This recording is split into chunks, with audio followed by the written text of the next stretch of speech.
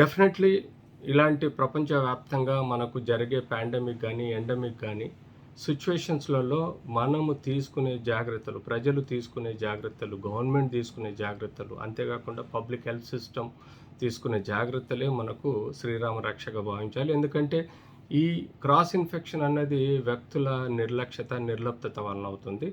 దానికి అనుగుణంగా గవర్నమెంట్ గానీ, హెల్త్ మినిస్ట్రీ గానీ, లేకపోతే పబ్లిక్ హెల్త్ సిస్టమ్ గేరప్ అయి ప్రజలకు తెలిసే విధంగా ప్రజలు జాగ్రత్త తీసుకునే విధంగా వ్యవహరించాల్సిన అవసరం ఉంటుంది. ముఖ్యంగా యాంటీ కోవిడ్ మేనరిజమ్స్, ఈ ఇన్ఫెక్షన్ స్ప్రెడ్ అయ్యేది ముక్కు, నోరు, కళ్ళు, ద్రవాల ద్వారా కాబట్టి ఆ మూడింటిని ప్రొటెక్ట్ చేసుకోవడానికి కనీసం mask, face shield, physical distance, sanitization లాంటివి జాగ్రత్తలు పాటిస్తూ వ్యాక్సిన్ డోసెస్ అవసరం. ఈరోజు ఇన్ని కోట్ల మంది బయట పడుతున్నారు ఇన్ఫెక్షన్ చావుకు పోకుండా అంటే దాని అర్థం మన బాడీలో యాంటీబాడీస్ వలన. సో ఆ యాంటీబాడీస్ ఫామ్ అవ్వాలంటే తప్పనిసరిగా మనం వ్యాక్సిన్ వేసుకోవాలి.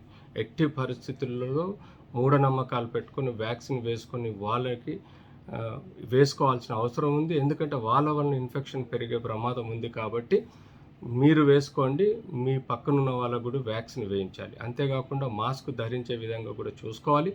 పెళ్ళిళ్ళు, పేరంటాలు, పబ్లిక్ మీటింగ్స్, ఈవెంట్స్ అన్నీ ఇంకొక 2-3 నెలలు, ఎందుకంటే ఇప్పుడు వేవ్ పెరిగే అవకాశం ఉంది కాబట్టి ఇంకొక 2-3 నెలలు ఉండకుండా చూసుకోవాలి.